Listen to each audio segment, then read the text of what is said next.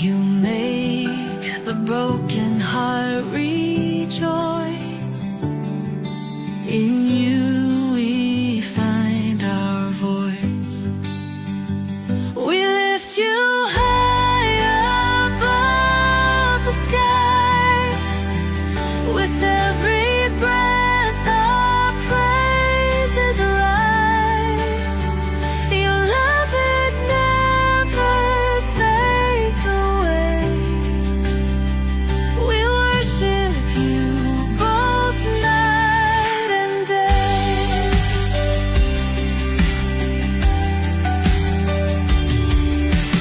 Chains are broken in your name. In you we are never the same.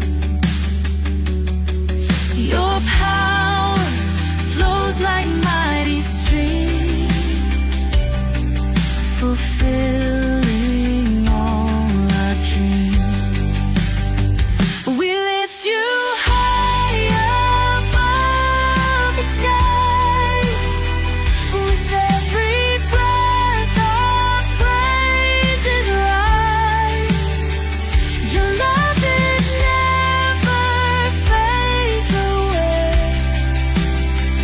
We worship you both night and day.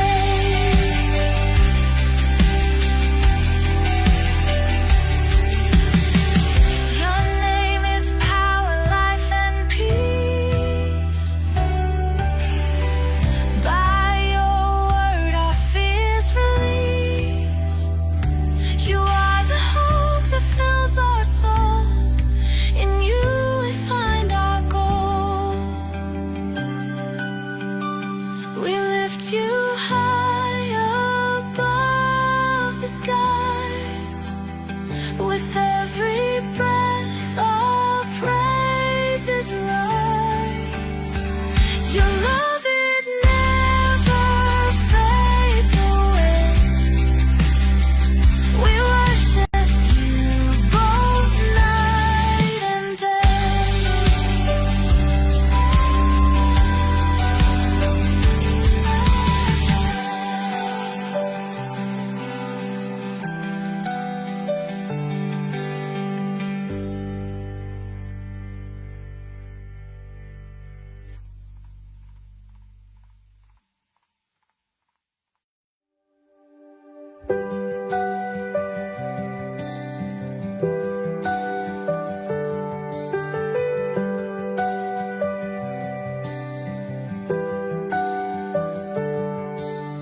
Darkness fades when you are near. Your light breaks through our deepest fear. You make the broken heart rejoice. In you we find our voice. We lift you high above the skies. With every breath our praises rise. Your love, it never fades away. We worship you both night and day.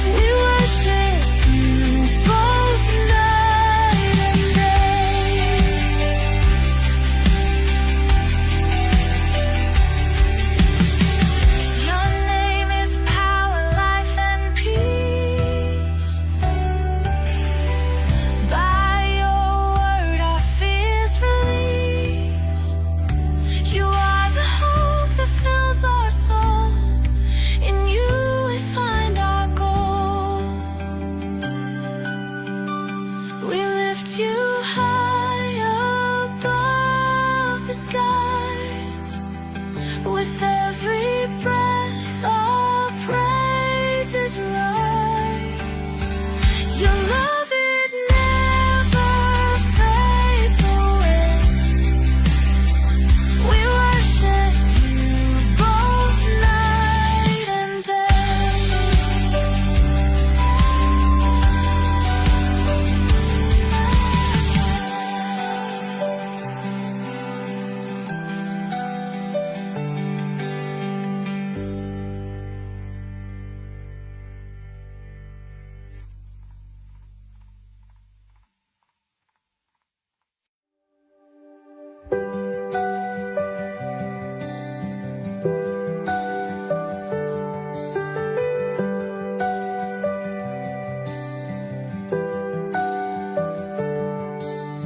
Darkness fades when you are near.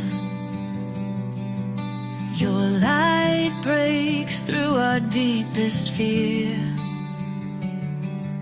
You make the broken heart rejoice. In you we find our voice. We lift you high above the skies. With every breath our praises rise. Your love, it never fades away. We worship you both night and day.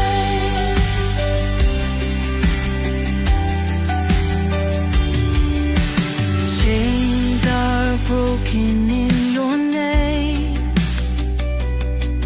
In you we are never the same.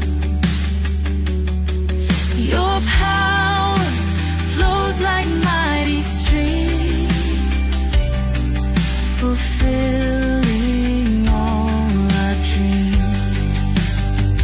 We lift you high above the skies. With every breath our praises rise. Your love, it never fades away. We worship you both night and day.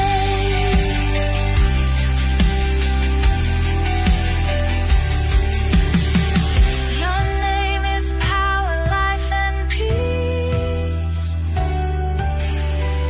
By your word our fears release. You are the hope that fills our soul. In you we find our goal. We lift you high above the skies. With every breath our praises rise. Your love, it never fades away. We worship you both night and day.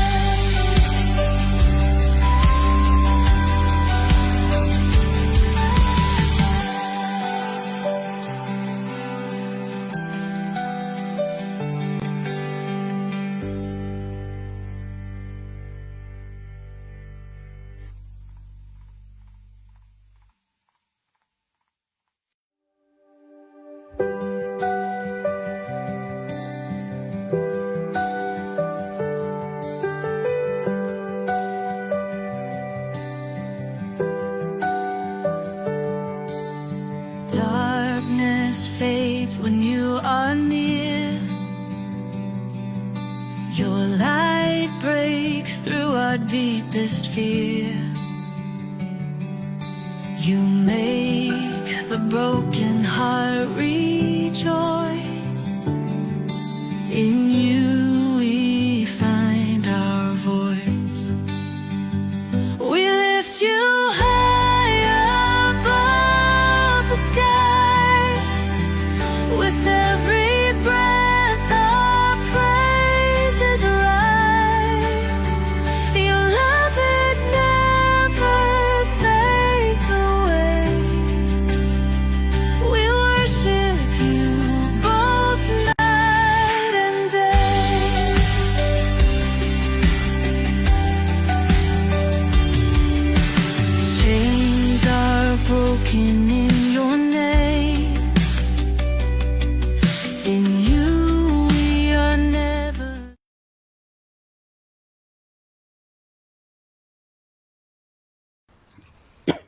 Okay, magandang gabi po sa inyong lahat at sana nasa mabuti kayong kalagayan ngayong gabi. At ngayong gabi ay pag-uusapan po natin yung medyo controversial, no, yung free will ng tao. Kasi ito din po yung medyo maraming katanungan, ang daming mga debates about free will, lalong-lalo na kaming tinatawag nila mga Calvinist. And by the way, kami po ay being labeled as Calvinist pero hindi naman namin talaga tinatawag na Calvinist yung sarili namin. Sila lang ang tumawag sa amin ito, so walang kaming problema. No? Of course, katulad ng mga Baptist sa history, actually it is just a form of yung mga kantsaw ba na andito na naman yung baptist kasi nga nagbabaptize by immersion tsaka binabaptize yung mga adult, no, so against sa infant baptism kaya tinatawag andito na naman mga baptist, nasa history yan, no, so katulad ng mga Calvinist din. So kung tatawagin man kaming Calvinist, okay lang sa amin yun pero kami hindi namin inaano yung mga Calvinist ba yan, tao lang yan eh. So kahit si Arminius din nila, no, kahit na Arminians yung stand nila, hindi nila i-accept na kami ay ano ni Arminius. Usually sinasabi na kami ay biblicist, no? Sa Bible na kami nakabase. So parang mga ganun mga kaibigan. Pero wala namang problema sa amin 'yon. Walang problema kasi yun naman tawag nila sa amin. So walang problema 'yon. So kami hindi namin ina-idolize si Calvin o sino ba diyan. Lahat ng mga write-ups ni Calvin kung nakaayon sa salita ng Panginoon, lalong-lalo na kaming nakapag-aral ng linguistic at contextual interpretation sa Greek at sa Hebrew, walang problema sa amin yun kapag talagang tumpak doon sa sinasabi ng salita ng Panginoon. Right? So, ang topic po natin ngayong gabi is free will is always bound to one's nature, and once outside one's nature ay kailangan na ng external help. External help is necessary kapag ang nature mo ay talagang labas na sa pagkatao mo, sa nature mo, ay kailangan ka na ng tulong from outside, okay? Outside or external na power. Alright? So yun pong topic natin ngayong gabi. So meron po tayong ibang page, RC Intellectual Apologetics. Kasi kapag sinabi mong intellectual, ginagamit natin lahat yung sides of the coin, hindi lang one side kundi flip, no? Back to back. Kung ilang anggulo yan ang kailangan nating tingnan, titingnan natin lahat, external, internal, linguistic, contextual, lahat titingnan natin upang magkaroon tayo ng mabigat na ebidensya kung sa kaso pa ito. Kasi yung ating pag-proof ng ating paniniwala, parang nasa kaso ka, no? Para kang isang lawyer na nag-defend sa case na pinaniniwalaan mo na tama.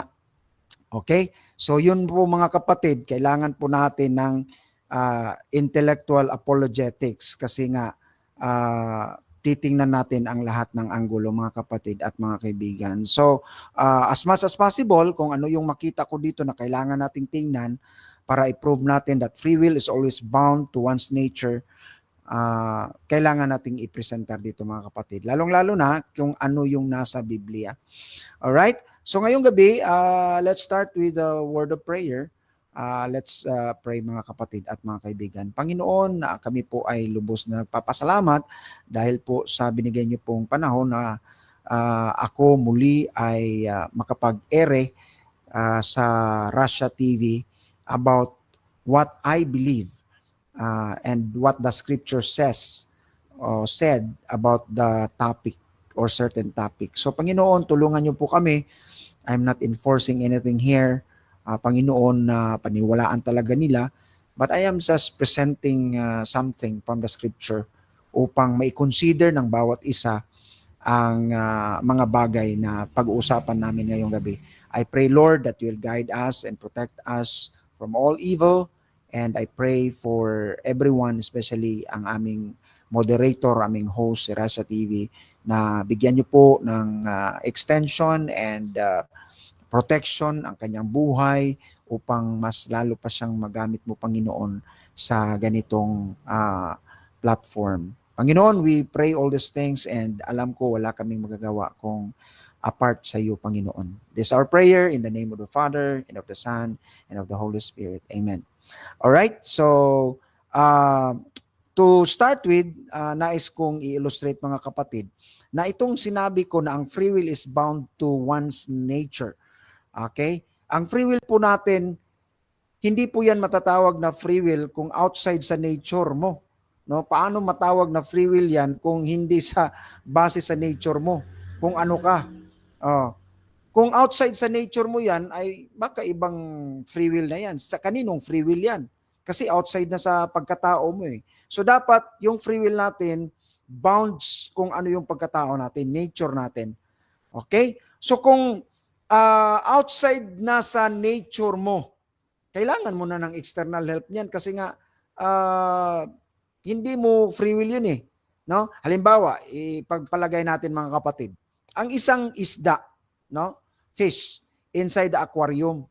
So kung titingnan mo, ang isda ay malaya siyang kikilos kahit sa ano pa dyan, no, mga kapatid. Or pagpalagay natin sa dagat or ocean or sea, tinatawag natin, no? So kung titingnan natin mga kapatid, yung mga isda dyan, may kalayaan silang gawin kung ano yung gusto nilang gawin na bilang isang isda, no? Ano yung nature ng isda? Of course, dyan sa mabubuhay inside the ocean, or the sea, or sa dagat, no?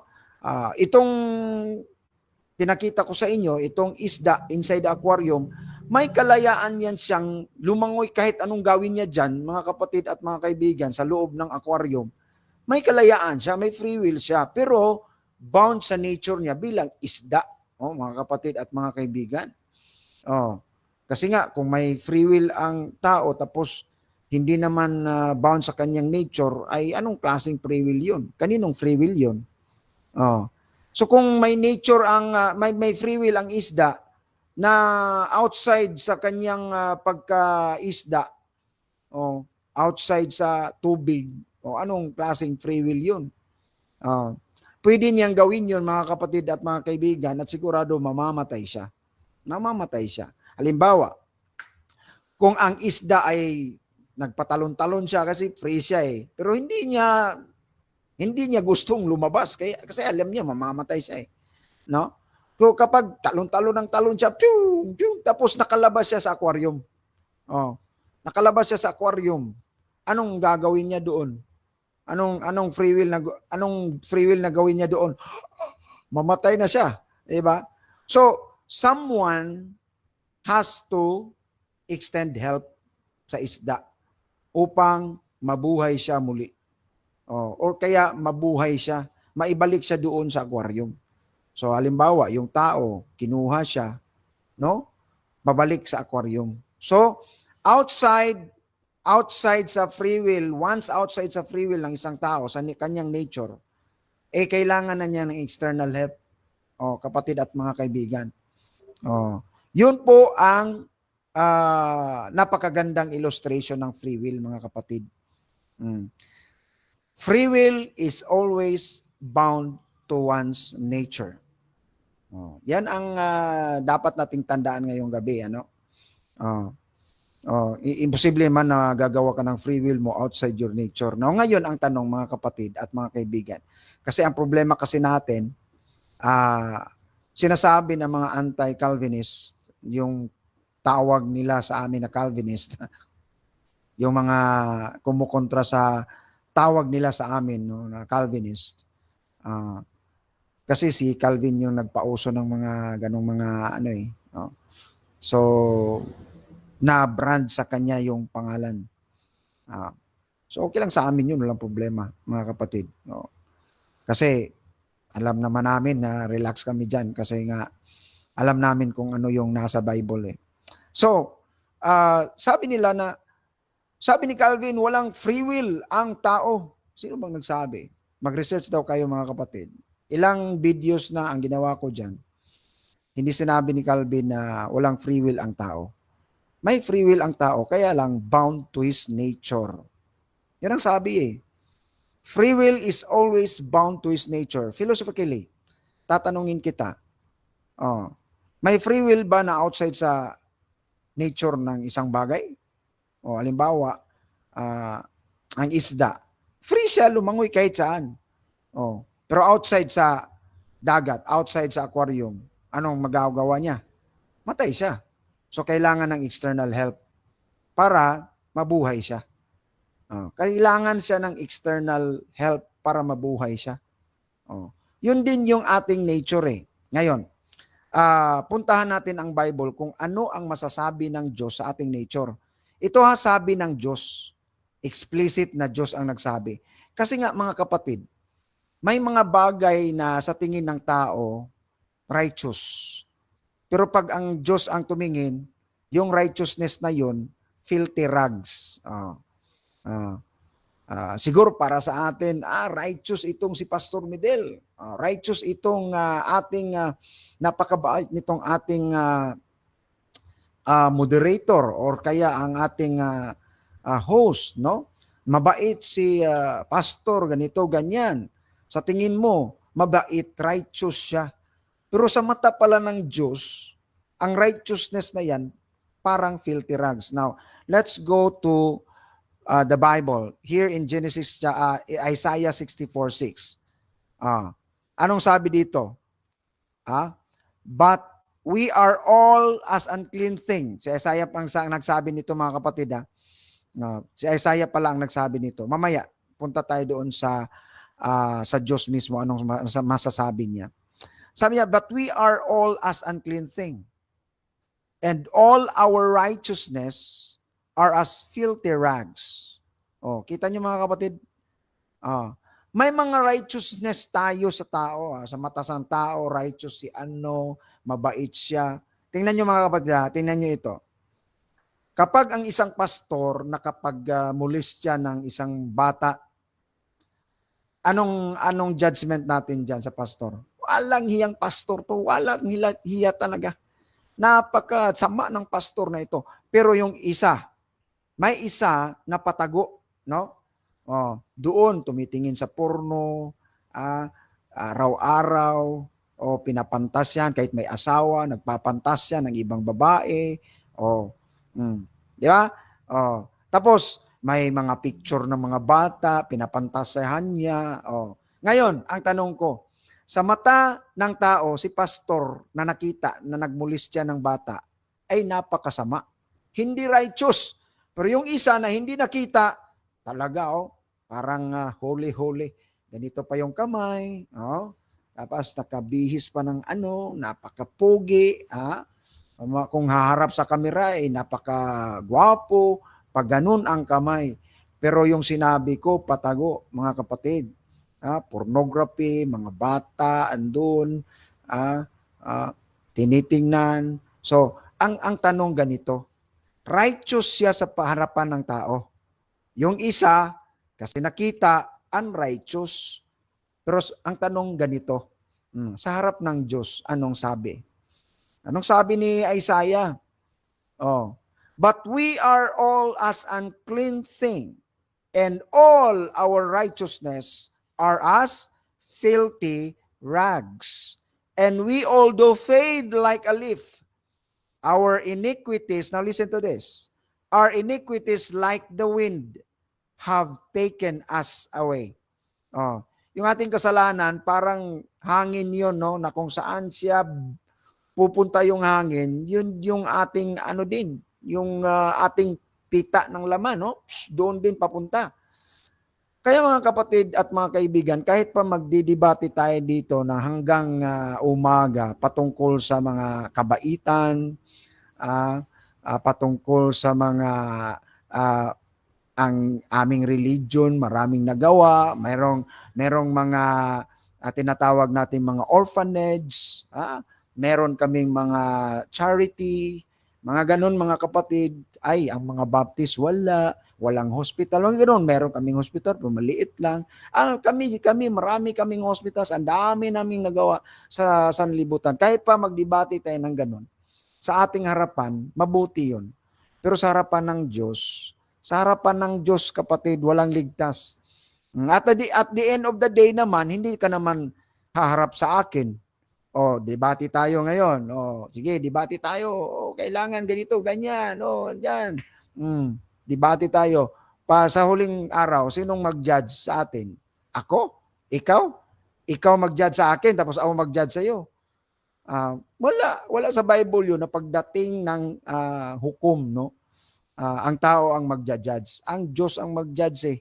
Siya nakakita, mga kapatid at mga kaibigan, kung ano yung nasa puso. Now, let's look at Jeremiah 17:9. Ito, Diyos na mismo ang nagsabi, mga kapatid. Hindi sa Isaiah, hindi prophet, hindi apostle, Diyos mismo. Now, ito, i-ano ko, mga kapatid. Gusto kong klaruhin ito. Alright? John 17:9. Gusto kong klaruhin, mga kapatid, ang Bible, kapag ang Diyos ang nagsabi from Him directly, ibig sabihin, mabigat yun. Kapag sa propeta kasi, ang mga apostles, gumagamit ang Diyos sa kanila through their personality. No, halimbawa, si Apostle Paul, isang lawyer. So kung tingnan mo yung mga salita na ginamit doon sa sinulat ni Pablo, may pagka-lawyer talaga. Law, okay, justification, mga ganun mga kapatid at mga kaibigan. Kasi nga, hinahayaan ng Diyos kung ano yung pagkatao mo, ano yung personalidad mo, yun yung gagamitin niya na magsulat sa Biblia. So may mga salita doon mga kapatid, like for example si James, napaka-practical na tao ni James. Makita mo yan sa Council of Jerusalem, Acts chapter 15. Makita mo si James kasi ang tumindig doon, ang talagang may authority doon si Peter at saka si James. Unang nagsalita si Peter pero ang nag-conclude si James. Mga kapatid at mga kaibigan, tingnan nyo ang First Council of Jerusalem. The First Council of Christianity. Ang daming council sumunod Pero the only council that has been written in the Bible is Acts 15. The First Council of Jerusalem. Kaya nga sabi ko sa inyo, challenge ko sa inyo, that is the compass kung ano talaga ang totoong nangyari o ano talaga ang church. 'Di ba?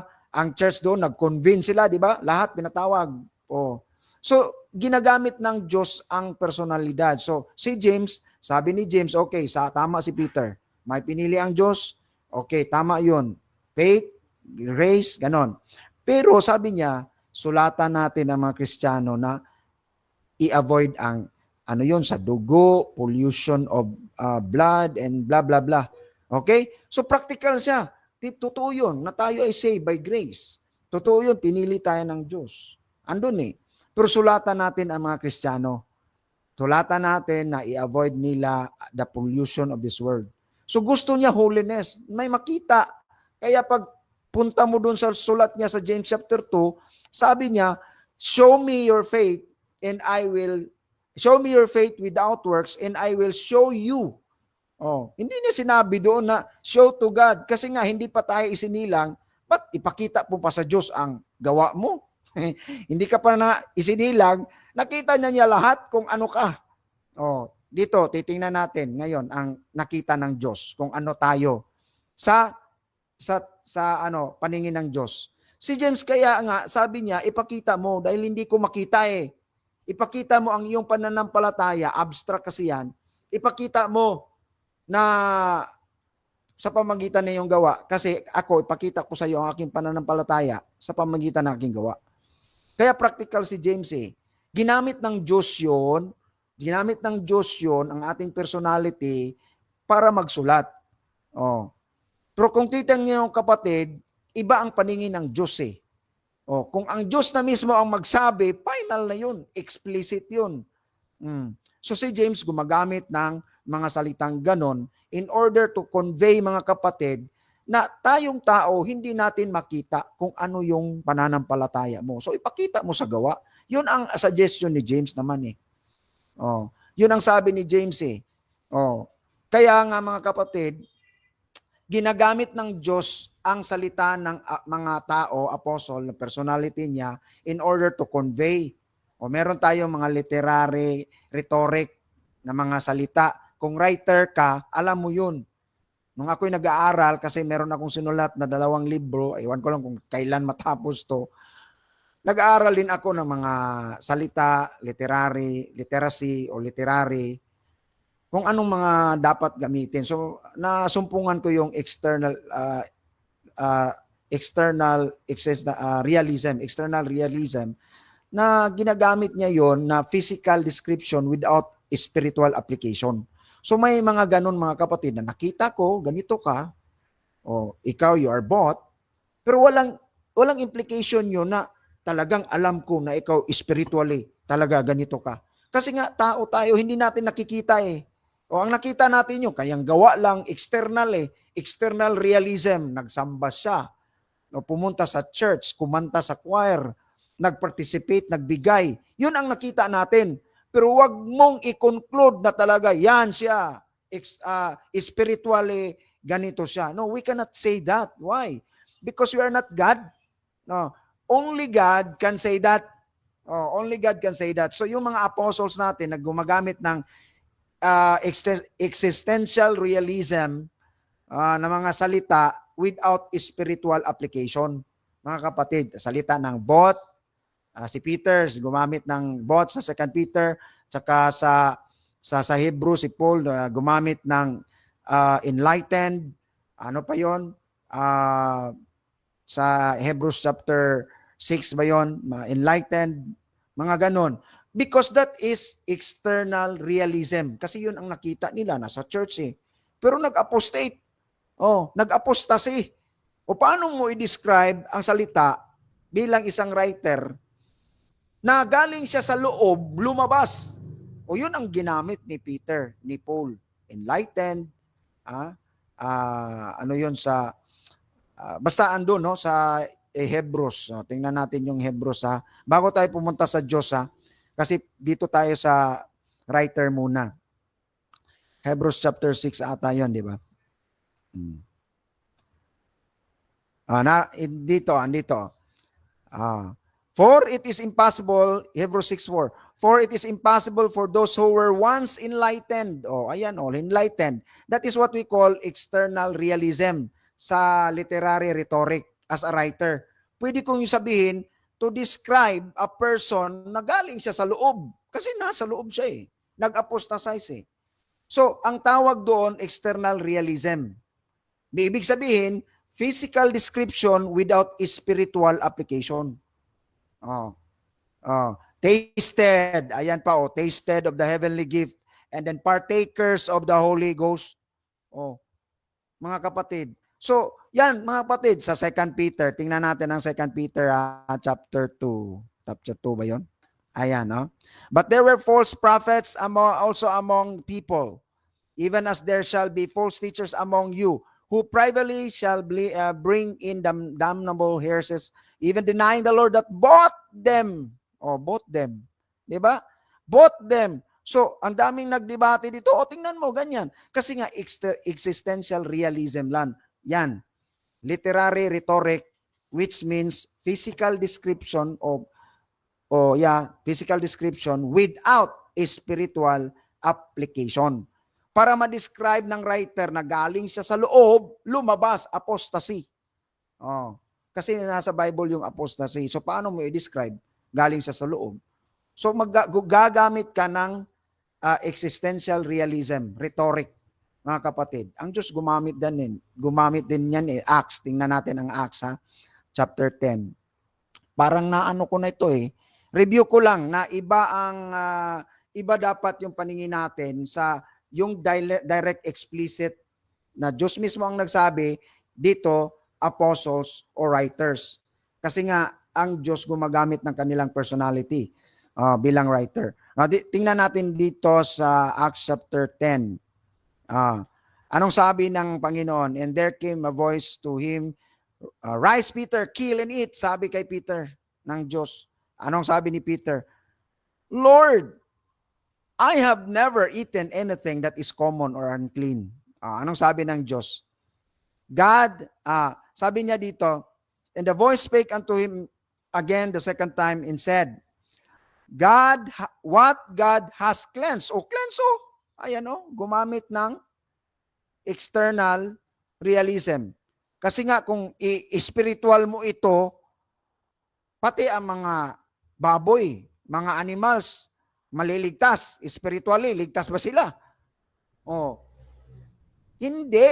Kasi nga, external realism yan, mga kapatid, rhetoric. External realism na walang, hindi maliligtas ang mga baboy. Kasali ba sila sa pagligtas, mga kapatid? Lahat ng unclean animals, nilinis na spiritually. So ito ay tinatawag na existential realism sa literary rhetoric. So mag-aral kayo niyan. Yun ang ibig sabihin ko na kapag papasok ka sa isang kaso, dapat equip ka. Tingnan mo yung literary, tingnan mo ang history, tingnan mo ang context, tingnan mo ang etymology, tingnan mo ang grammar, tingnan mo ang syntax. Ang dami mga kapatid at mga kaibigan mo pang pag-aralan. Bago ka magsasabi na tama ka. Paano masabing tama ka kung sa ano pa lawyer pa yan, you are not competent. Pwede kang tanggalan ng lisensya niyan kung lawyer ka. Tayo mga pastor, mga mga defender tayo dito, di ba? Defender ka, so dapat kumplituhin mo yung pagka-defender mo. Hindi kay sa isang bagay lang. So dapat marunong ka. Kaya nga meron tayong mga dapat pag-aralan pa ng husto, mga kapatid at mga kaibigan. Alright? So, yun ang kaibahan ko kapag ang Diyos mismo ang nagsalita, explicit, final yun from God Himself. At iba yung sa tao ng mga disciples, baka kasi naggumamit siya ng literary rhetoric sa kanyang pagkatao. Di ba? So yun mga kapatid at mga kaibigan. Now let's go to the direct words or statement from God Himself. Alright? So, i-plaster natin to mga kapatid at mga kaibigan. Alright? Dalawa yung aking ginagamit sa sa pag-prove ano yung nature ng tao according to God. Alright? Ito. Jeremiah 17:9. Anong sabi ng Panginoon? The heart is deceitful above all things and desperately wicked. Who can know it? Sabi niya, I, the Lord, search the heart. Siya lang talaga ang nakakita sa ating puso. Now, kung i-interpret natin itong heart dito mga kapatid, anong ibig sabihin yan? Yung nagpapump sa loob ng ating puso. Yun ba ang ibig sabihin doon? Yung nagpapump sa ating puso, sa loob natin, yun ang masama. So kunin natin yung ating puso. Pagkuha mo, patay ka. Kasi nga, na literal mo. Now, tingnan natin dito sa interlinear, ang salitang heart, leb. Ibig sabihin mga kapatid, figuratively, very widely for the feelings or emotion. And will. Okay? And intellect. Tatlo. So ano yun? Buo yun Pagkatao mo. Intellect, emotion, and will. Yung buong pagkatao mo Di ba mga kapatid, mga kaibigan? So when God said the heart is deceitful, ibig sabihin your emotion, your will, and your intellect, desperately wicked. It is not the part of your body na na sinasabi diyang heart. Kaya yung iba, kunin natin ang ating heart. Kunin mo na ang heart mo dahil masama yan. So pagkuha, patay ka. Wala ka ng chance magbago kasi wrong interpretation. Yung iba, putulin natin ang ating kamay dahil itong kamay na ito makasalanan. Ubos ang kamay ng lahat ng tao. Mga kapatid at mga kaibigan. Kasi nga, hindi yan literal Anong ibig sabihin ng heart? When the Hebrew use it, it refers to the intellect, to the emotion, and the will of man. Yung kanyang pagkatao. Mismo mga kapatid at mga kaibigan. Oh. So kaya sabi namin total kasi nga intellect, emotion, and will. Total. Total yon, total. Walang kahit isa pinalagpas doon. Total. When the Hebrew said heart, it is total. Emotion, will, and intellect. Oh, yun ang ginamit ko kay R.A. Fuentes sa aming total depravity. Saan mo galing ang total? It is a heart. Oh. Saan mo ginamit yung, saan mo kinuha yung depravity? O dito, ayan. Tingnan natin mga kapatid ha. The heart is deceitful above all things. Ayan o, desperately wicked. O, total depravity. O, tingnan natin sa Hebrew ang desperately wicked. Ayan ha. Ang desperately wicked, isang word lang yan. O. Tingnan nyo mga kapatid, anas. Ayan, desperately wicked, anas. Tingnan natin ano ang anas. Incurable, sick, woeful, incurable. Pag sinabi ng doktor na incurable ka, patay. Your sickness is incurable. And therefore, you need somebody outside your will to do something para magaling ka or gagaling ka. Pag sinabi ng doktor sa iyo, stage 4, cancer ka na. You have only 3 days to left. You have only 3 days left in your life because your cancer is incurable. So anong gagawin mo? Wala na sa loob mo. Ang gagawin, wala na nga sa doktor eh. Somebody should help. Somebody should help. So anong gagawin mo? Di ba lalapit ka sa Diyos? Panginoon, tulungan mo ako. So, yun mga kapatid, mga kaibigan, saan nanggaling ang total depravity? Jeremiah 79. Ayan o, total intellect, emotion, and will. Yun ang ginagamit natin eh. Wala nang iba. Intellect, emotion, and will. Alright? Yun ang sabi ng Diyos. Kung ayaw mo, dibatiin mo ang Diyos. Huwag ako. Kasi nasa Bible yan eh. Dibatihin mo ang Diyos mismo. Kasi direct from God ito. Dito galing sa akin. Kung kay Apostle Paul yan, medyo baka gumamit ng rhetoric si Apostle Paul. Baka gumamit siya ng ganito, ganyan. Diyos mismo nagsabi. You are incurable. Your intellect, emotion, and will. Incurable. Who can know it? Sabi niya, dinagdagan pa. Ikaw, na alam mo? Kung minsan nga, sasabihin mo sa asawa mo, I love you. Pero pagkatapos, naghiwalay. Sabi, hindi pala kita mahal. Di ba? Ilang girlfriend nang dumaan sa iyo, I love you, love kita. Love kita. Pagkatapos, naghiwalay kayo. Ano yan? Wala. Because, sasabihin mo, I am deceived by my heart. Akala ko siya na. Walang forever. Yung mga sabi natin ng mga ganon. Nagpahiwatig lang na ikaw mismo, hindi mo alam na yung sinasabihan mong I love you, hindi pa pala forever yan. Kasi nga, you cannot search your heart. You cannot know it. Kaya nga sabi ng Panginoon, I the Lord. Ayan o. I the Lord search the heart. Ang Diyos mismo, ako lang. Ako lang nakakita sa puso nyo. Kaya nga sabi ng Panginoon, do not judge. If you judge, okay, you can judge rightfully. Of course, makita mo sa mata mo, pero wag kang maniguro. Kasi nga marami akong nakitang mga tao, mga pastor na ang mataas yung kasi nga nasa tuktok na, parang hindi na magalaw, marami ng pera, mga influential na mga tao, na anak ng Panginoon. Si David, tingnan niyo si David. Nung si David ay lumagapak sa kasalanan kay Bathsheba, nung sinulat niya ang Psalms, anong sabi niya? Panginoon, tulungan mo ako. Nag-humble down. Kasi nga, pwede si David din na mag-boast. Ako ang pinakamagaling dito. Si Saul, anong napatay niya? Hundreds. Ako, thousands. Di ba? Ang marami akong chariots, marami akong horses. Oh, marami akong napatay.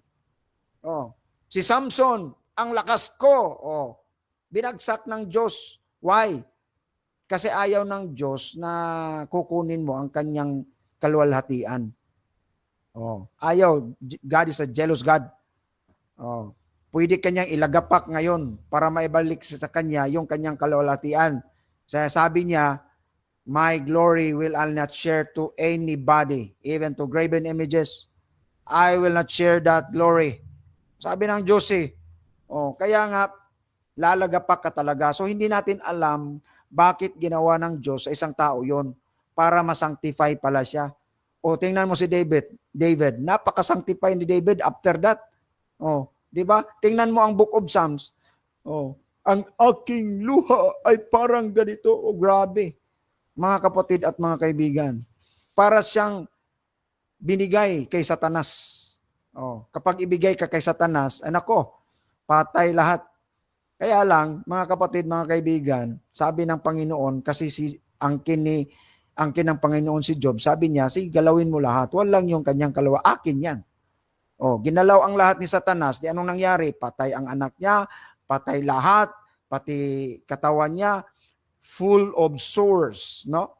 Na hindi na niya hindi na nga siya makatulog Pero kung ang isang taong mabait si Job, sinangtipay ng Panginoon ng ganun, how much more na tayo na makasalanan? Kaya sa Corinthians, sinabi ni Pablo, commit that person kay Satanas para sa panahon na ang kanyang kaluluwa ay maliligtas. Yun mga kapatid, mga kaibigan. So we cannot judge actually the heart of a person. Kasi nga ang Diyos lang ang nag-search niyan Baka hindi mo alam yung mga nangyari sa buhay niya, ginamit ng Panginoon para masanctify siya. Para babagsak siya at, Lord, tulungan mo ako. Kasi yung mga anak ng Diyos, talagang i-discipline niya. Talagang didisiplina niya. Hebrews chapter 12, no? Mga kapatid at mga kaibigan. Napakaklaro doon. That the trials sa 1 Peter chapter 1 verse 7, the trials of your faith is precious than gold. Di ba? Idadaan ka sa fire. Parang susunugin ka. Mga kapatid at mga kaibigan, hindi madali yun. So yun ang purpose ng Panginoon. Hindi natin alam all things work together for good. Masama o mabuti, gagamitin ng Diyos to sanctify you. To sanctify His people. Yun ang nangyari mga kapatid at mga kaibigan. Alright?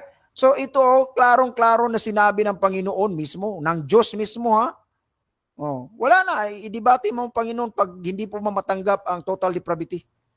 Idibatiin mo ang Diyos, wag ako. Kasi siya nagsabi niyan Di ba mga kapatid, mga kaibigan? Ito pa, Genesis 6:5. Ang Diyos mismo din nagsabi. Ito. And God saw that the wickedness of man was great in the earth, and that every imagination of the thoughts of his heart, listen to the grammar, was only evil continually. Diyos ang nakakita niyan, hindi ikaw. Bakit tayo nakagawa sila ng ganon, ganito, ganyan, nagbigay ganito? Dami lagi. Dami mang nag-worship. Lord, praise the Lord. Sa iyo yan, hindi mo nakita kung anong nakita ng Panginoon. Hindi mo nga alam nag-worship, Lord, thank you so much. Pero at the back of his mind, ang utang ko ang dami, ano ba ito? Di ba? Meron namang singil ngayon. Praise the Lord. Alam mo ang tao, great pretender. Di ba may kanta niyan? Oh yes, I'm the great pretender. Bakit? Yun ang tao Ikaw mismo alam mo yan. Ako mismo alam ko to. Ikaw mismo personally, alam mo yan. You cannot deny that. If you deny that, you are deceived by your heart. Sabi ng Diyos, siya, tingnan nyo mga kapatid, imagination pa lang yan, hindi yan action. Every imagination Grabe ka naman, Lord. Every imagination, Jude.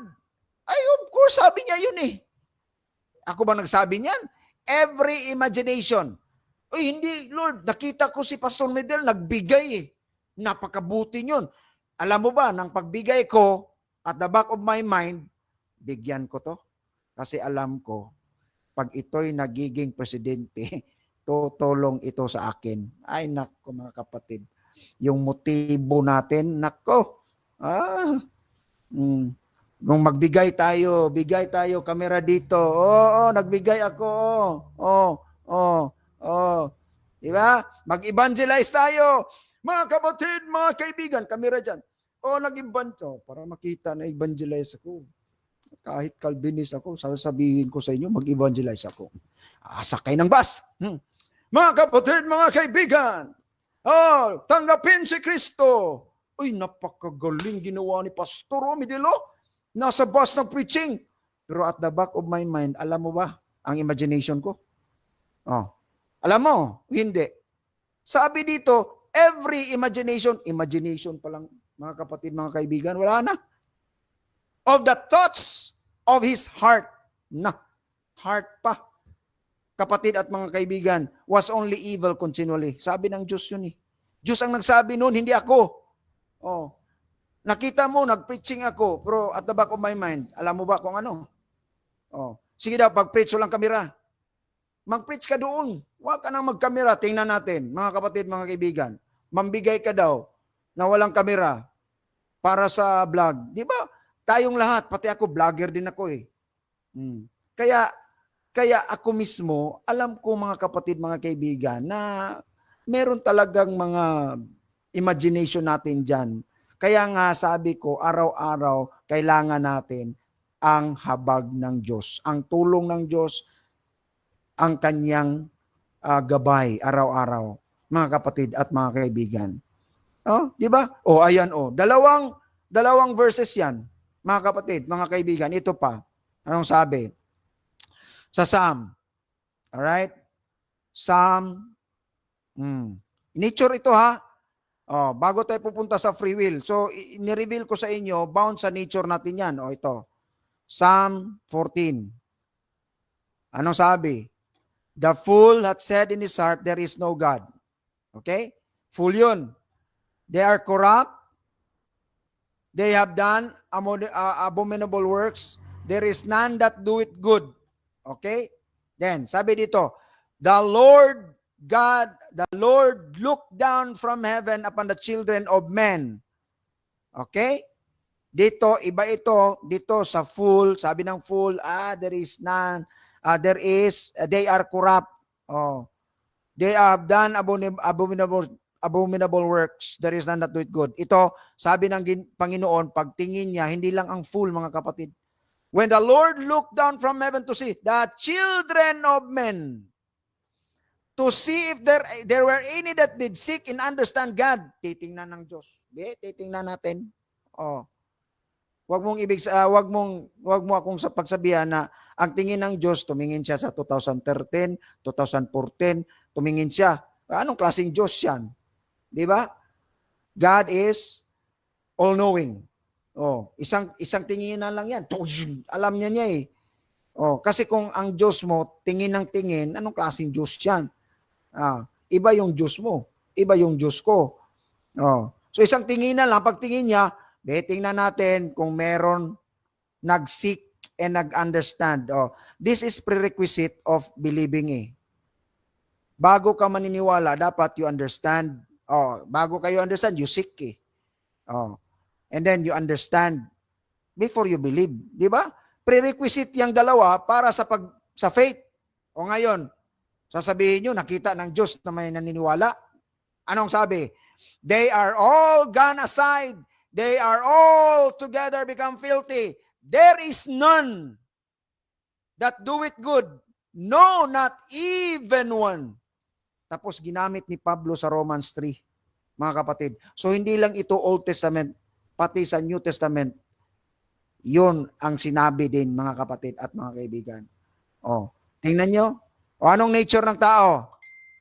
Anong nature ng tao sa tatlong passages na binigay ko? Mm. If that is the nature of man, then his free will is bound to it. Oh, bound yung free will mo sa presentar ko na verse.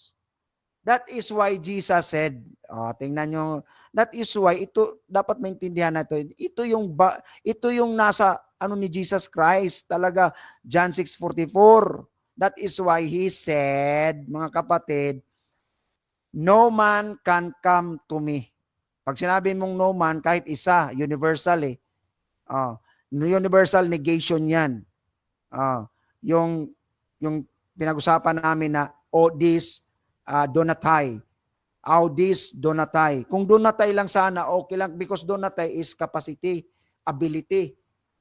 There is ability, there is capacity, pero may odis, meaning negation. Universal negation. No one is able. Kahit isa. Di ba? Nag-coincide ang mga verses ko, mga kapatid. O sinong nagsabi nito? Di ba si Jesus Christ mismo? O didibatihin mo si Kristo? Dibatihin mo ang Diyos sa nagsabi doon sa Psalm 14, there is none, not even one. O sa inyo, meron eh. Meron. Bakit si niwala? Sa tingin mo. Pero sa tingin ng Diyos, kapatid? Yung righteousness na nakita mo, sabi ng Diyos, sabi ni Isaiah, nako, filthy rags yun. Because our iniquity, like a wind, has driven us away. Di ba? Yun mga kapatid, hindi nyo naintindihan ang total depravity. Total inability. Outside, kasi wala ka nang nagawa. Outside na eh. Yung free will mo bound to your very nature. O anong nature ng tao? Sa presentar ko, according to God, not according to Paul, not according to anybody else, but according to God Himself, explicitly, sinabi niya. Siya mismo ang nakakita sa ating puso, sa ating isipan sa puso. Hindi ikaw, hindi ako. Kaya nga sabi, mga kapatid, mga kaibigan, that is why, sabi ni Jesus Christ, except the Father who has sent me, draw him. Kasi nga, outside na, wala ka na magagawa Kasi nga, wala na, universal negation of ability na. Outside na sa'yo yun. Katulad ng isda, nasa labas na siya. Wala na siyang magagawa na babalik sa aquarium unless may kukuha sa kanya at ilalagay siya pabalik sa aquarium para mabuhay siya. Di ba? Mga kapatid, mga kaibigan, yun ang sinabi ko, free will is bound to the nature, someone's nature. Kasi nga hindi yan magiging free will kung hindi yan bound sa nature mo. Kaninong free will yan? So in other words, kapag ang free will ay bound sa nature mo at ang nature mo na sinabi ng Diyos mismo ay imagination pa lang sa heart mo, sa intellect, emotion, and will, there is none that seeketh after God, no, not one, not even one. Paano yun? Yung understand and seek, there is none that seek. Understand and seek. Prerequisite yan sa paniniwala. Bakit ka maniniwala kung hindi mo naintindihan? Bakit ka makaintindi kung hindi ka naman nag-seek? You have to seek God and then understand it and then saka ka maniniwala. Kaya nga sabi namin, walang kakayahan. Sabi ni Kristo, walang kakayahan. Kasi nga outside na sa kanyang nature yung free will niya yung yung desisyon niya nandun lang sa kanyang very nature. Doon ka lang naglangoy-langoy kung isda ka, doon ka lang maglangoy-langoy sa iyong nature. Ano yun? Your heart is desperately wicked. Your thoughts is continually evil. Doon ka lang maglangoy-langoy. Free kang gagawa sa mga desperately wicked. Free kang gumawa thoughts of your mind, evil, continually. Doon ka free. Kaya nga, free will pa rin. Kasi nga, hindi pwedeng lalabas ang free will sa nature mo. Bakit yung ganun? hindi mo na yun free will. So free will is bound to one's nature. Di ba kapatid mga kaibigan? So kung isda ka, tumalon ka sa labas, wala ka na magagawa doon. Outside your free will na yun. Kasi nga, isda eh. So, you need someone or somebody more powerful than you outside your free will para mabuhay ka. Para maibalik ka sa normal mong nature, mga kapatid at mga kaibigan. Kaya sabi ng Panginoon, bibigyan kita ng bagong puso. Bibigyan kita ng bagong spirito. Mga kapatid, mga kaibigan, yan ang hindi naintindihan na basic masyado. Foundation yan eh. Kung sa building pa, nagdebate tayo dito sa itaas, grabe, first floor, second floor, third floor, hindi dinibatihan. Ano para ang foundation dito? Baka tayo hindi sigurado sa foundation dito. Foundation yon, total depravity, total inability. Outside your nature, yung free will mo wala nang magawa. Kaya we need somebody. That is why Jesus said, except the Father which hath sent me draw him, and I will raise him up in the last day. Di ba? Jesus said, I am the way, the truth, and the life. No man comes to the Father but by me. Jesus claimed that exclusivity. I am the way. Definite article, the way. The definite article, the life. The definite article, the way. No man comes to the Father but by me. Di ba? Mga kapatid, mga kaibigan, dyan lang po nagtatapos ang aking presentation na sinabi ko kanina, mga kapatid. Ito, outside your free will. Free will is always bound to one's nature. And once outside one's nature, external help is necessary. We need the Lord Jesus Christ to be our Lord and our Savior in order for you to live and have an abundant life.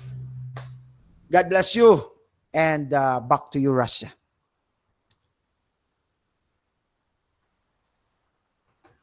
So shoutout muna sa ating mga nasa live, mga kapatid, at pwede kayong magtanong dyan kay shoutout kay Emmy Alfonso, isa siyang XMCGI, kay Pastor Jeff Tejon Orieta ng Prophetic Advent Ministry, Bishop Raymond Iramis, mga kapatid, ng Christian Cathedral Church. Shoutout din kay Albert Hinkel ng Victory Church.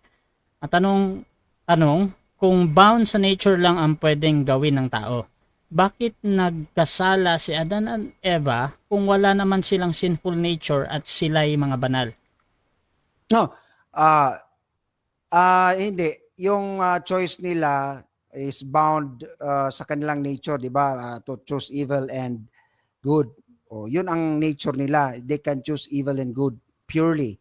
They can, because holy sila, so pwede silang makapili ng pure good and pure na evil. Yun, bound sila doon. That is why they can choose sin. They can choose. Tayo, wala talaga. Sin lang talaga yung mapili natin. Kasi nga, we are born sinful eh.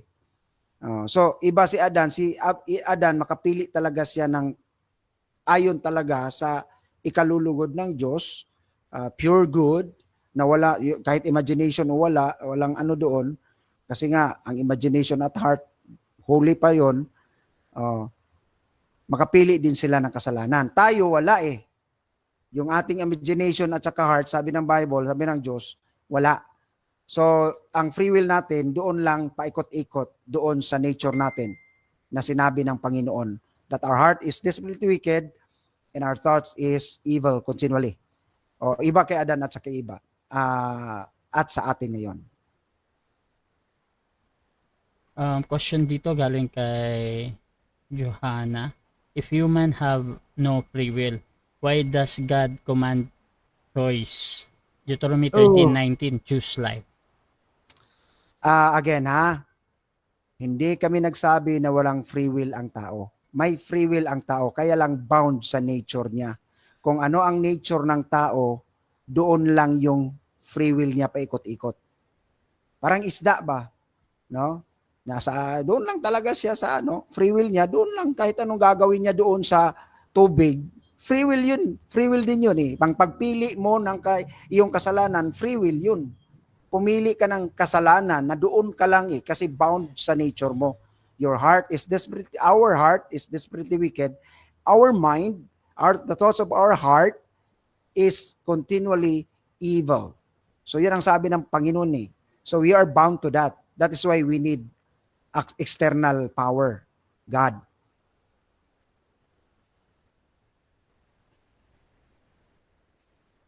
Question dito. Ay yung naka-Japanese. How can God desire all to repent if only someone are enabled? Alright. Matagal ko nang nasagot ito doon sa mga ibang videos ko.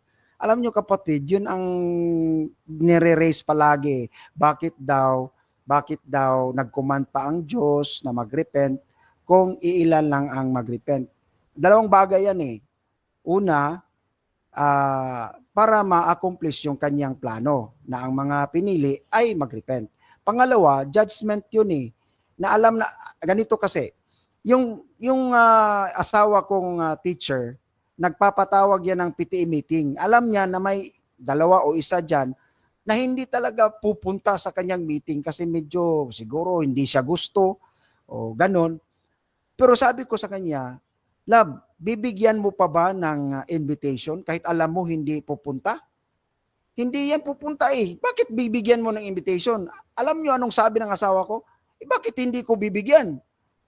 Obligasyon ko yan as a teacher. Pangalawa, baka babalik ta rin ako niyan. O bakit ka hindi pumunta sa meeting? Hindi naman nagbigay yan si mami. Tuso ang tao, mga kapatid. Tuso.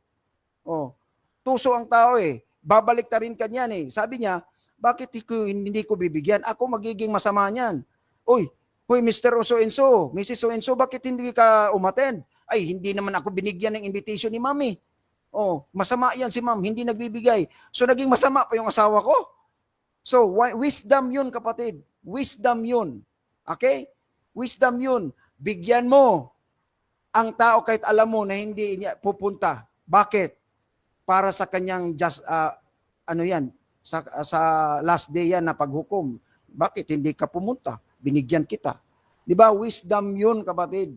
Walang wisdom ang tao na kahit alam niyang hindi pupunta, hindi niya bigyan. Patay ka niyan. Babalik ta rin ka. Di ba? Ngayon nga lang, binabaliktad na natin ang Diyos eh. Ang Diyos ang masama. Ang Diyos ang naganito. Kasi nga, yun na yung alam ng Diyos.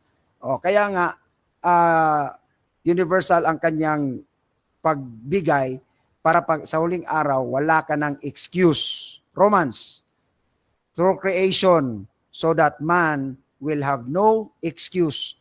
Dahil alam ng Diyos, may excuse talaga tayo.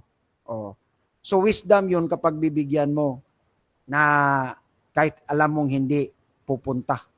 Pangalawa, mga kapatid, nagbigay siya ng repentance dahil alam niya may mag-repent. Dahil may pinili siya. Kapag walang pinili ang Diyos, tanga ang Diyos. Nagbibigay siya. Alam niyang wala naman kahit isa. Walang lalapit sa akin kahit isa. So walang siya pipiliin. Hindi tanga siya. Nagbibigay ka ng na alam mo namang walang pupunta. Nagbigay siya dahil alam niya may pupunta. Yung pinili niya, pupunta yun. Di ba? Wisdom, kapatid at kaibigan. Yun ang importante na dapat nating malaman. Meron pa ba dyan, Brother Rasha? Yes, bro. A question dito kay Althea. Why does God plead if human cannot respond really? Isaiah 1:8, come now, let us reason together. Yun din ang reason ko, kapatid.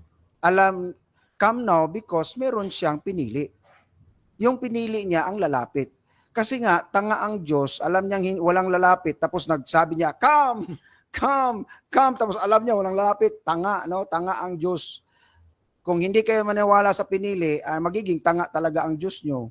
Bakit? Alam niyang walang lalapit tapos nag-extend siya ng cam? Nag-extend siya ng cam dahil alam niya may lalapit. Kasi may pinili siya eh. Yung pinili niya, lalapit yun. So hindi sayang yung pagsabi niyang cam. Kasi may pinili siya. Kapag wala siyang pinili, walang pupunta, ay tanga. No? Alam mo namang walang pupunta, bakit ka mag-extend? So may ginawa ang Diyos. Kaya nga pag-extend niya, come unto me who are heavy laden and I will give you rest. Dahil alam niya may pupunta. Sabi nga sa John 4, ang lalapit yung drino ng Ama. Ang mag-come sa akin, yung drino ng Ama. Yun ang aking bibigyan ng buhay. I-raise up ko at the last day. Di ba sabi ni Kristo yun? Oh, napakabait, napaka-wisdom yung ng Panginoon eh. Alam niya, mga kapatid, ang lahat. Okay. Sabi ni David D. Stan, yun bang confidence sa Ephesians 3:12 ay free will din? Of course, confidence, free will yun eh. Meron ngang free will. Baka hindi nyo naintindihan, merong free will pero bound sa nature ng tao. O anong nature ng tao? Makasalanan. So doon lang ang free will natin umikot-ikot. That's the deceitful heart and the evil of the thoughts continually. Doon lang umiikot yung free will natin. Kaya nga sabi ni Kristo, wala talagang makalapit sa akin. Kasi nga, bound sa nature niya eh. Doon lang ikot-ikot. The world love darkness. Ang sabi ni Jesus, the world love darkness than the light. Sabi ni John, di ba? Mas inibig ng sanlibutan ang darkness. Oh. Yon lang ang sagot. Question dito ni Pastor Elmer Chavez ng Baptist, di ba mas tanga ang Diyos mo na pinili na nga niya tapos tatawagin pa niya na Cam? That is His way eh. Yeah, that is His way na pipili ako para may lumapit. Oh. Kasi nga, kung hindi ko pipili tapos mag-cam ako, tanga ako. Come.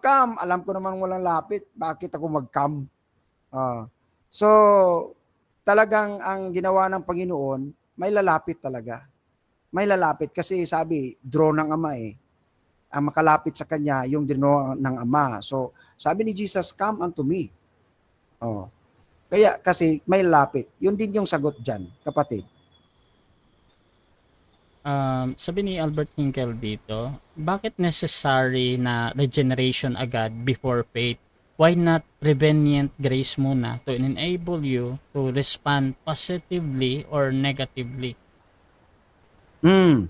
Okay, kailangan ng regeneration kasi outside sa nature mo, wala ka nang magawa. Outside one's nature, we need external help. Kagaya ng isda. Pagtalon niya, boom, punta siya sa labas. Paano siya babalik doon? Na wala nang humahabol na nga sa kanyang hininga, no? Ang hinahabol niya hininga, hindi yung pagbalik sa aquarium. So kailangan ng somebody na mag-initiate para bigyan siya ng buhay. Yun ang nangyari sa atin, kapatid. Wala na outside na kasi sa atin nature kasi yung nature natin bound lang sa this wicked heart. Kailangan ng Diyos na kailangan, I will give you, sabi nga ng Diyos yan eh, I will give you a new heart. I will give you a new spirit. Di ba? So, ang Diyos ang nagsabi niyan, hindi ako.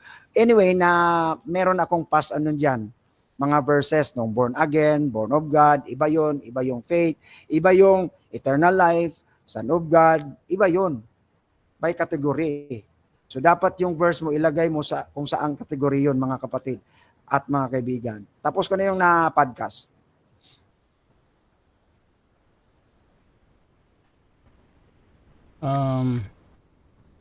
Another question dito. Akala ko ba Calvinism may general calling din? Bakit kailangan sabihin na tanga?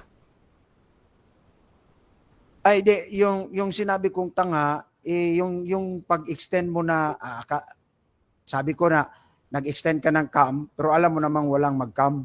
So, kaya nga, para sa akin, tanga yun, katangahan yun. Pero ang Diyos hindi eh. Hindi tanga ang Diyos kasi may pinili siya. Yes, alam niya na walang pupunta. Desperately wicked. No one can come, even one. Kaya nga may pinili siya, draw. At lahat ng i-draw, yun ang mag-come.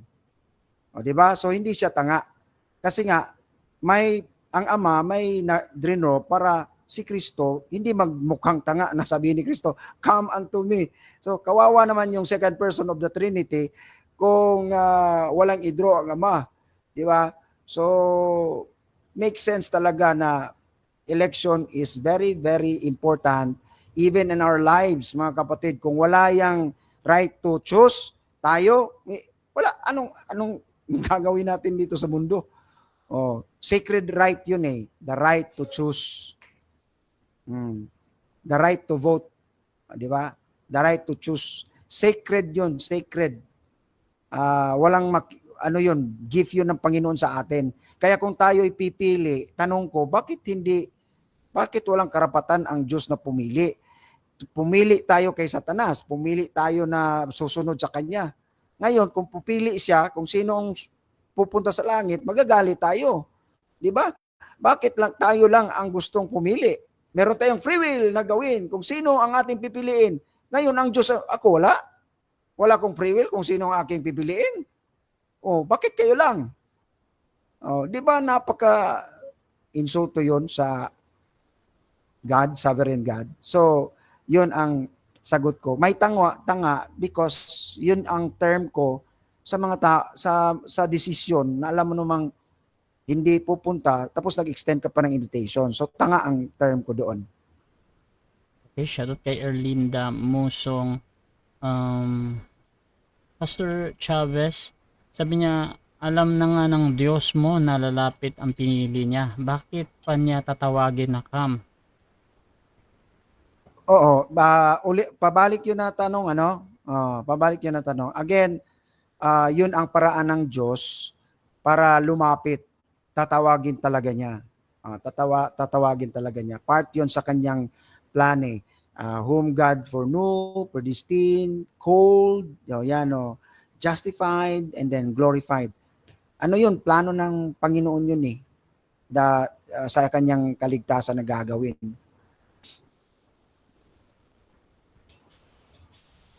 Last question getting sa akin, bro.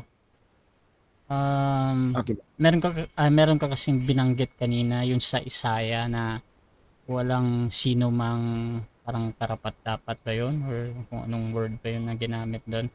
Ito din kasi yung question kay Pastor Lloyd, yung mga last debates. How about doon sa mga bata, bro, at saka sa mga mentally incapacity na mga adult ba? Subject din ba sila doon sa sinasabi mo na wala silang parang pati ba yun yung tinutukoy mo na my God is not unjust. No? My God is not unjust. Kaya sabi ko nga, kung may bata na namatay na wala pa siya sa yung tinatawag nating accountable age at namatay siya, sa akin, God, iba-iba kasing tingin namin dyan sa mga kaming tinatawag nilang Calvinist. Pero my God is not unjust eh. So, sa bata na namatay na wala pang age of accountability, according to God, theirs is the kingdom of heaven. No? Theirs is the kingdom of heaven. Even yung mga born abnormal o kaya incapacitated, born ha, hindi yung abnormal na dahil nag-drugs. Hindi yun pwede. So yung ganun, Brad, my God is not unjust. Yun ang palagi kong sinasabi. My God is not unjust talaga. Kung ano man yung desisyon ng Diyos doon, para sa akin, my God is not unjust.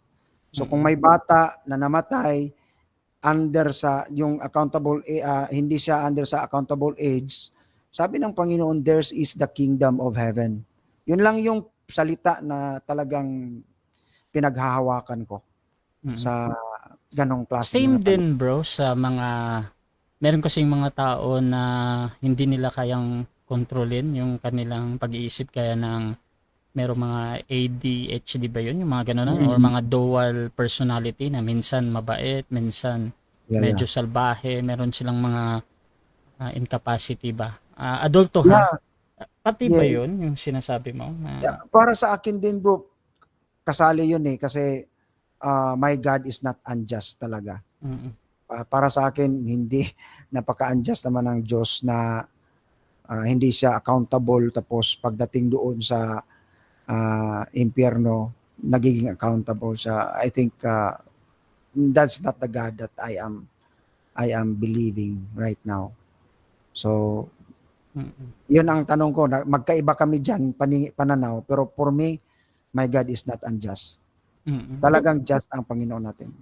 Oh, ito na yung final question ko, bro. In extend, bro, why not yung ina-apply mo sa mga incapacity at mga bata, bakit hindi mo po pwedeng i-apply sa mga taong normal naman at hindi Mm. bata? So, bakit parang iba dito, parang ay ang Diyos ay Diyas dito lang sa mga baby at incapacity, pero dito sa mga may utak at normal, iba din to. Bakit parang na iba? Mm.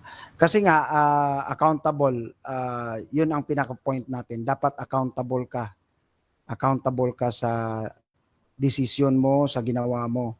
Ang bata kasi sabi hindi pa siya accountable tapos yung mentally na nga no. So he's not wala siyang capacity na ah, gumanon eh. Pero yung sinabi mo na normal ay talaga sa salita pa lang na normal, eh talagang dahil normal ka, mananagot ka. Dahil nga sa salitang normal, no? So pag sinabi mong normal, ay talagang meron siyang pananagutan ah, sa kanyang ginawa. Yun yung pinaka-ano ko dun, Brad. Hindi magkapareho yung abnormal at saka normal. So ang normal talaga may pananagutan. Ang yung abnormal naman from birth ay my God is not unjust doon. Sige. So, siguro last statement sa ating topic, bro.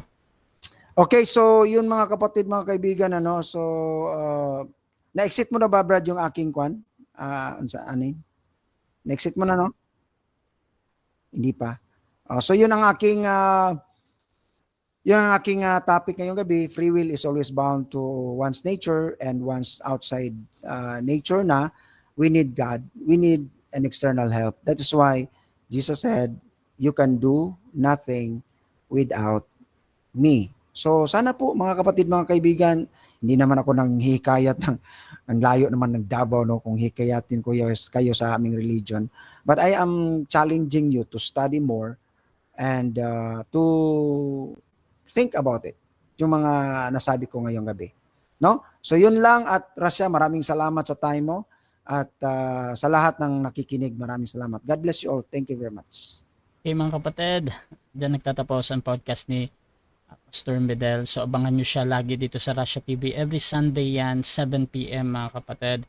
At kung gusto nyo magsuri sa Reform Baptist, actually, ang naisip ko talaga Calvinist, pero parang meron ngang na-open.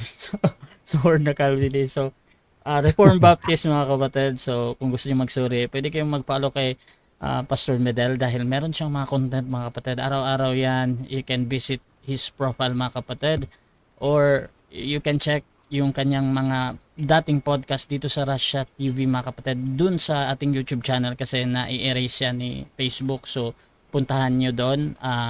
Search nyo lang Pastor Medel mga kapatid. Marami yon kung gusto nyo magsuri sa Calvinism, sa Tulip, and etc. mga kapatid. So, please follow din sa aking Facebook dito Russia Vista dahil dito ako laging nagla-live. So, maraming salamat mga kapatid. This is Admin Russia ng Russia TV and we're out.